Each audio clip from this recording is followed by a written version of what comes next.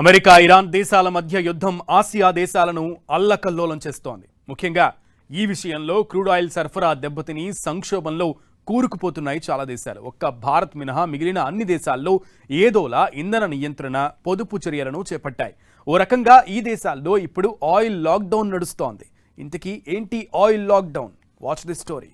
Philippines లో national emergency. చైనాలోనూ రేట్లు పెంచేసిన ప్రభుత్వం.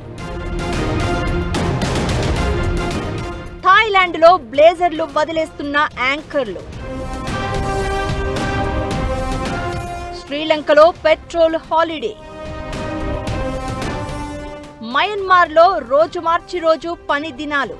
భగ్గుమంటోన్న క్రూడాయిల్ దెబ్బకి ఆసియా ఖండంలో రోజులు మారిన తీరుకు నిదర్శనం ఇది. దీన్నే ఎనర్జీ లాక్డౌన్ లేదంటే ఆయిల్ లాక్డౌన్ గా పిలుస్తున్నారు. గల్ఫ్ వార్ దెబ్బకి చమురు రవాణాకు అంతరాయం కలగడంతో ఈ పరిస్థితి తలెత్తింది. గల్ఫ్ వారులో అసలు సమిధలుగా ఆసియా దేశాలు మారాయి. ఫిలిప్పైన్స్ దేశంలో ఎనర్జీ, ఫ్యూయల్ కొరతతో నేషనల్ ఎమర్జెన్సీ విధించింది అక్కడి ప్రభుత్వం. దేశంలో అత్యవసర పరిస్థితి విధించడం ద్వారా ఇంధన సరఫరాపై పట్టు సాధించవచ్చనేది ఫిలిప్పైన్స్ ప్రభుత్వం ఆలోచన. యుద్ధానికి ముందు నుంచే క్రూడాయిల్ నిల్వలు పెట్టుకుంటుందని ఆరోపించబడిన చైనా కూడా ఇప్పుడు తన దేశంలో ఇంధన ధరలు పెంచేసింది. అంతేకాదు ఇంధన నిల్వలకు సరిపడా చర్యలు ప్రకటించింది. వర్క్ ఫ్రం హోం కూడా ఇస్తున్నట్లు తెలుస్తోంది. ఇక థాయిలాండ్ లో కొందరు యాంకర్లు తమ బ్లేజర్లు విడిచిపెట్టడం ద్వారా అవసరానికి తగినట్లుగా ఇంధనం వాడాలంటూ సంకేతం పంపే ప్రయత్నం చేశారు. శ్రీలంకలో ప్రతి బుధవారం హాలిడేగా ప్రకటించారు. అలానే ఇంధనం కొనుగోలుదారులకు రేషన్ అంటే పరిమితి విధించారు.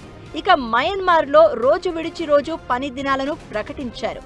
అలా అయితే రోడ్ల మీద వాహనాల రాకపోకలను నియంత్రించవచ్చనేది మయన్మార్ ప్రభుత్వం ఆలోచన.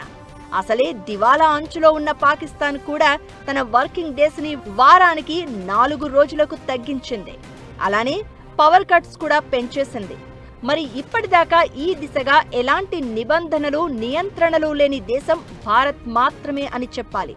అయితే గ్యాస్ బుకింగ్ లో 25 రోజులు, 45 రోజుల గ్యాప్ ఉండాలనే నిబంధన తప్ప మరో రకమైన నియంత్రణ ఇప్పటిదాకా విధించకపోయినా రాబోయే రోజుల్లో ఆ దిశగా పరిణామాలు, నిర్ణయాలు ఉండవని చెప్పలేం.